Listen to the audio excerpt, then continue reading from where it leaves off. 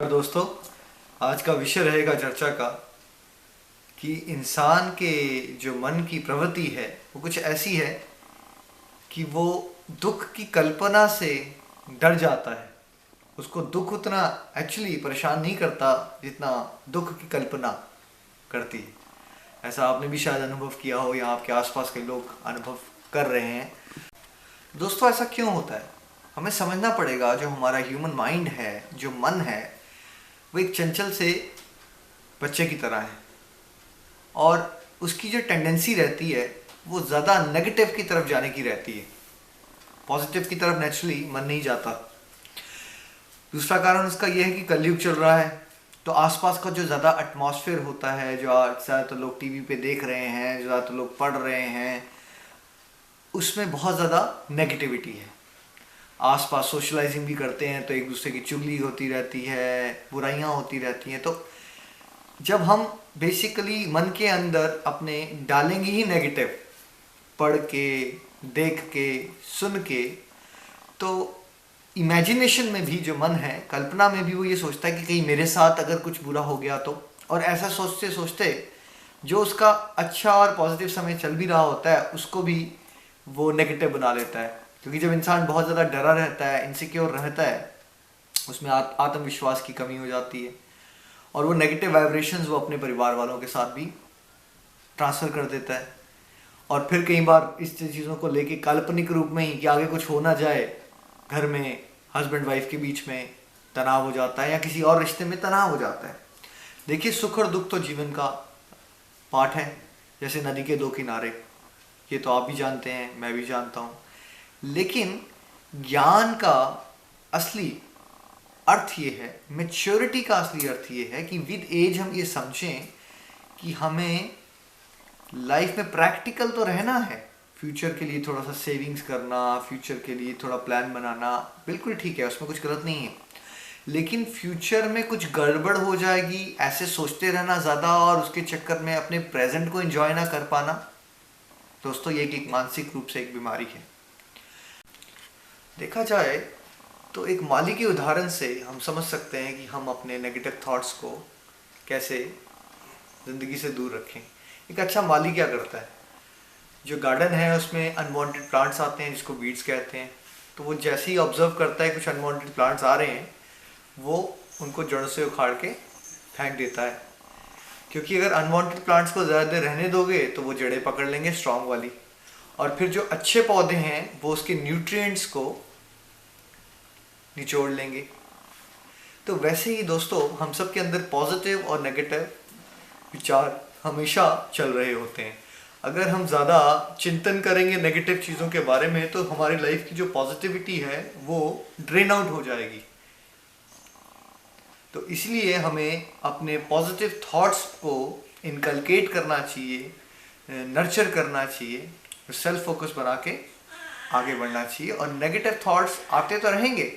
जैसे आप बेसिकली कभी मंदिर जाते हैं तो मंदिर में बड़े सारे बंदर आ जाते हैं आपके आसपास, ठीक है? तो बंदर सोचिए नेगेटिव थॉट्स की तरह है, ऐसे सोचिए। लेकिन एक बंदा होता है जो चुपचाप उसको इग्नोर करके आगे बढ़ता रहता है। तो नेगेटिव थॉट्स को हमें इग्नोर कर देना है और ज़्यादा ध्यान हमें पॉजिटिव थॉट्स पे रखना है।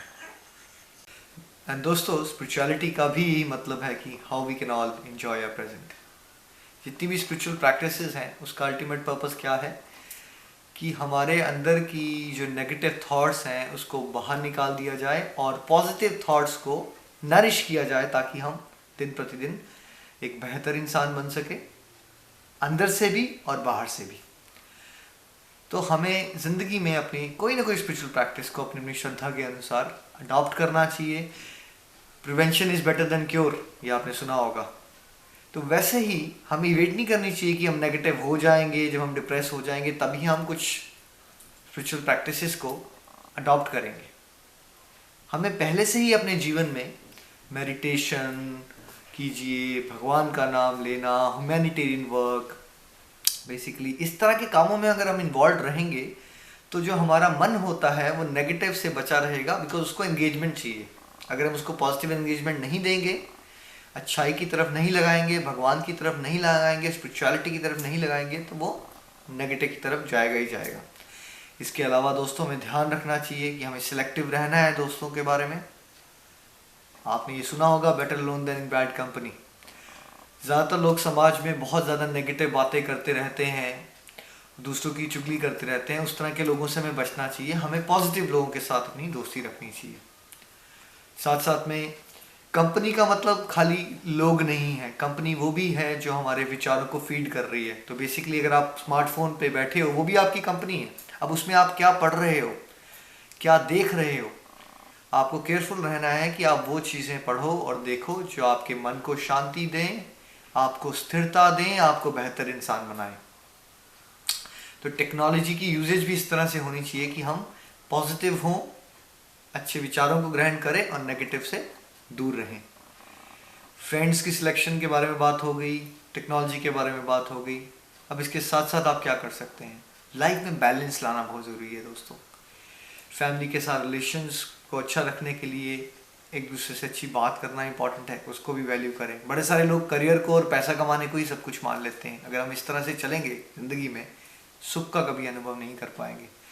तो बेसिकली हम लोग अगर complete health and complete happiness model पे चलते हैं, इसका वीडियो यूट्यूब पे अवेलेबल है, टाइप कीजिए complete health and complete happiness model of Golok express. क्या मतलब है इसका? कंप्लीटली हैप्पी होने के लिए हमें कंप्लीटली हेल्दी होना पड़ेगा। और कंप्लीट हेल्थ क्या है कि हम पांचों कंपोनेंट्स पे ध्यान दें।